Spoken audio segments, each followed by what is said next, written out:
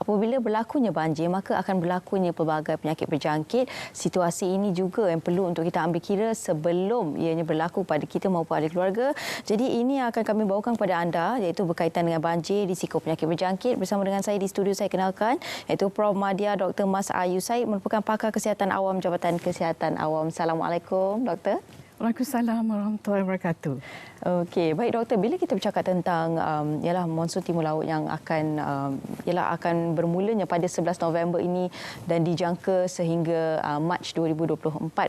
Apa yang berlaku adalah sekiranya situasi banjir ini telah pun berlaku di beberapa negeri sebenarnya, dan apa yang membimbangkan adalah anak-anak kecil yang akan bermain dengan air-air banjir tersebut, dan akhirnya ia akan mengundang padah, iaitu penyakit-penyakit berjangkit akan berlaku pada anak-anak mereka maupun keluarga. Sebagai permulaannya, Doktor. Okey, bismillahirrahmanirrahim. Terima kasih Sofia. Ya, memang kita tahu bahawa risiko banjir ini bagi rakyat Malaysia pada waktu monsun timur memang perkara yang lazimlah yang berlaku setiap tahun. Dan kanak-kanak adalah golongan yang terdedah, ya. Mereka ingat ini adalah pesta air, dia menjadi begitu excited, ya. Oleh itu, ibu bapa sebenarnya perlu memantaulah anak-anak mereka supaya tidak bermain air banjir. Risiko yang akan dihadapi adalah seperti penyakit bawaan air dan makanan. Contohnya seperti keracunan makanan, taun ataupun kolera, demam taifod, kepialu dan juga hepatitis A. Dan gejalanya dan komplikasinya berbeza mengikut punca penyakit. Oh, okey. Dan apa antara komplikasi yang akan berlaku sekiranya daripada penyakit-penyakit yang disebutkan oleh doktor tadi? Okey, pada dasarnya dia punya gejala adalah self-limiting. Maksudnya apabila seorang tu dapat gejala, mereka akan dapat mungkin cip, mirit, muntah-muntah dan dia baik sendiri, ya. Tapi ada beberapa benda yang perlu dipantau, iaitu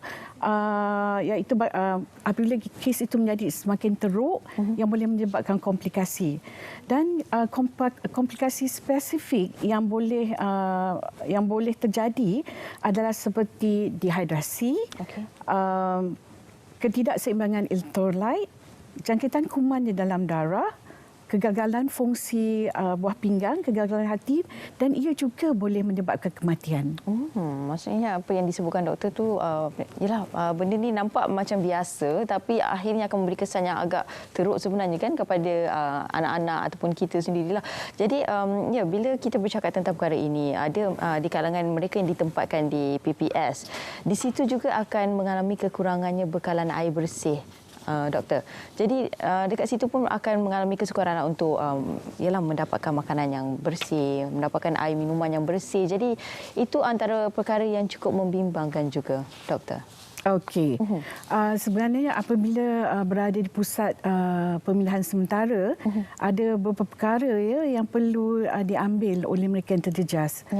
Contohnya makanan yang disediakan. Apabila makanan yang disediakan itu disediakan di PPS, maka makanan itu perlu diambil dalam masa 4 jam. Kerana kita tak ada peti ais nak simpan makanan tersebut. Betul. Dan makanan tersebut dalam masa 4 jam tu kalau tidak diambil, tak dihabiskan, maka perlu disimpan ditutup supaya tidak terdedah kepada lalat. Okey. Dan mereka juga perlu memastikan mereka mengambil air yang bersih. Contohnya jika diberi air yang dibotolkan, mineral water, ataupun pastikan air itu dimasak, dan makanan yang sebenarnya dikena pastikan makanan itu perlu dimasak seterusnya. Saya nak beri nasihat supaya waktu musim banjir ni di PPS, elaklah makanan-makanan sayur-sayur yang mentah, ulam-ulaman, dan sekiranya dibeli buah, contohnya buah apple sebenarnya, pastikan kulit makanan buah tersebut dikupas. Okey. Dan bagi ibu bapa yang punya bayi, ya, kalau nak sediakan susu, pastikan tangan itu dibasuh dengan bersih, ya, sebelum menyediakan susu kepada anak atau bayi mereka. Maksudnya basuh tangan itu pun menggunakan sumber air yang bersih dahulu, kan, doktor? Ya, betul. Kan? Okey, dan apa lagi antara langkah-langkah yang perlu diambil ataupun dilakukan untuk memastikan kesihatan kita dalam keadaan yang baik walaupun berada di PPS, atau mungkin ada yang di kalangan kita yang mungkin terperangkap di rumah dan sebagainya. Apa langkah-langkah yang perlu dilakukan? Okey, kita cakap sebenarnya persediaan sebelum banjir itu sangat penting di mana maklumat kita yang diberikan tadi bahawa tempat yang tak pernah banjir berisiko pun pernah boleh berlaku banjir. Betul. Jadi tips-tips yang perlu diambil berat adalah yang pertama iaitu persediaan. Persediaan iaitu kita pastikan ahli keluarga kita siapa yang berisiko tinggi. Okay. Contohnya sekiranya ahli keluarga kita ada yang bedridden ataupun yang perlukan hemodialisis, kita perlu hubungi pihak klinik kesihatan yang terdekat supaya mereka ditempatkan tempat yang selamat dan boleh menerima rawatan selanjutnya. Mereka tak sesuai di tempat di PPS ya. Dan juga sekiranya ada ahli keluarga yang mengandung, mereka sebenarnya perlu kita perlu buat persiapan lebih rapi bagi ibu, bagi anak yang bakal lahir, barang-barang baby semua ya. Jadi dan juga bagi pesakit yang mempunyai pesakit kronik, mereka perlu menyediakan ubat-ubatan yang secukupnya. Contohnya orang yang hypertension, diabetes dan juga bagi asma, mereka memerlukan puff. Ya, dan kena standby lah semua benda itu. Okey. Saya juga sebenarnya ingin menyarankan sekiranya mereka air dah mula masuk ke kawasan rumah ya.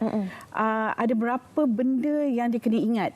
Sementara menunggu pasukan penyelamat sampai ke rumah mereka. Nombor 1, bawa dokumen pengenalan diri. Itu sangat penting. Nombor 2, bawa air mineral ataupun makan dalam tin. Sebab kita tak tahu dalam rumah sejam mereka perlu makan. Betul. Okey, dan mereka juga perlu membawa first aid kits di mana apabila sementara dia nak naik ke atas bumbung ke ataupun dia nak panjat ke mana-mana yang lebih tempat lebih tinggi di rumah mereka, mereka mungkin mengalami luka dan kecederaan. Dan sekiranya terdedah dengan air yang tercemar, maka takut dikhawatiri mereka terdedah dengan seperti leptospirosis lah, dan mereka boleh bersihkan luka dengan cepat. Dan tips sekali saya dengar tadi sekiranya banjir berlaku waktu malam ya. Alat yang paling penting adalah lampu suluh. Lampu suluh, betul. Ya, betul. Sebab tu lampu suluh tu penting sebab bekalan elektrik akan terputus ya. Jadi dalam keadaan gelap tu nak cari tempat selamat untuk berlindung dan menunggu dan juga menunggu orang yang datang untuk menyelamatkan tu. Jadi dia boleh berkomunikasi melalui menunjukkan lampu suluh supaya mereka dapat diselamatkan dengan cepat. Ya, itu dia. Antara yang lain juga selain daripada barang-barang yang kita kongsikan tadi, kalau kita dapat kongsikan kembali iaitu antaranya seperti power bank, perlukan juga kita bawa whistle kan, dan juga pakaian-pakaian bersih perlu disediakan juga dalam beg kecemasan tersebut sekiranya anda terperangkap, anda perlu untuk berpindah ke PPS, maksudnya dah ada satu beg yang tersedialah lengkap semuanya. Okey, selain daripada itu juga doktor, doktor boleh kongsilah kepada kami juga berkenaan dengan risiko berlakunya sekiranya mereka yang mempunyai penyakit kronik kan, ialah apa lagi antara persediaan selain daripada sediakan ubat-ubatan tadi berada dalam satu beg kecemasan, apa lagi persediaan lain? Sebab kita tahu mereka yang mempunyai penyakit yang berisiko tinggi ini, kesihatan mereka memang sangat dalam keadaan yang fragile. Jadi perlu sentiasa berhati-hati. Jadi apa lagi antara persediaan lain, doktor? Okey, di tempat PPS ni penyakit berjangkit senang menular ya. Jadi apabila mereka dapati ada orang lain yang batuk-batuk, sebenarnya face mask tu memang disarankan untuk mereka pakai sebab immune body mereka antara yang rendah kalau dibanding dengan orang yang sihat ya. Dan juga mereka kena pastikan pemakanan yang sihat, bukan pemakanan, maknanya kena makan rehat yang secukupnya. Dan juga sekiranya mereka stres di PPS, harap dapatlah share kerisauan mereka bersama orang yang dipercayai. Okey, dan itu bagi mereka yang mempunyai penyakit-penyakit kronik kan yang berisiko tinggi. Selain daripada itu, sekiranya mereka yang terkena penyakit berjangkit ketika musim banjir ini sendiri, doktor kan, bagaimana untuk mendapatkan rawatan dan juga memastikan semua dalam keadaan yang ialah kembali sihat. Apabila ialah kita pun tak nak benda ini terjadi, tapi sekiranya ianya berlaku, apa antara rawatan-rawatan yang akan diberikan kepada pesakit-pesakit ini? Okey. Di PPS sebenarnya ada ahli jawatankuasa ataupun komiti yang sentiasa memantau kesihatan, kebajikan bagi orang yang terjejas, dan sekiranya mereka mempunyai apa-apa gejala bagi bawaan air dan juga makanan, seperti cirit-berit dan sebagainya, mereka perlu memaklumkan kepada orang yang menjaga PPS tersebut. Sebab sekiranya didapati gejala atau simptom-simptom tersebut makin teruk, maka sebenarnya mereka perlu dibawa ke mendapat rawatan dengan segera. Okey, tadi doktor juga ada menyentuh tentang jenis-jenis penyakit yang ada kan.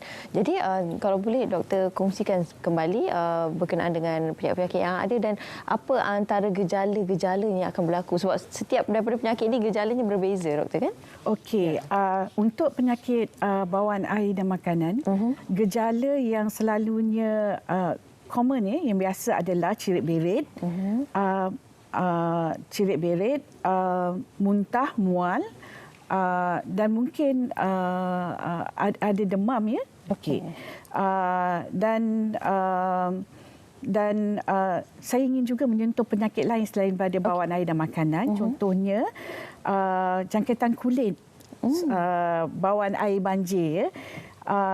Ini disebabkan kadang mereka kadang-kadang terpaksa meredah air banjir sebelum sampai ke PPS. Okay.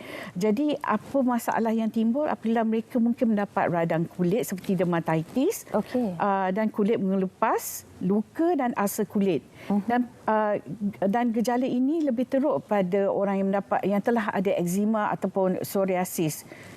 Jadi bila-bila ada masalah macam ni, apabila yang paling penting selepas sampai di tempat PPS, bersihkan diri, pakai pakaian bersih dan cek diri sendiri. Sekiranya ada luka, dapatkan rawatan yang segera.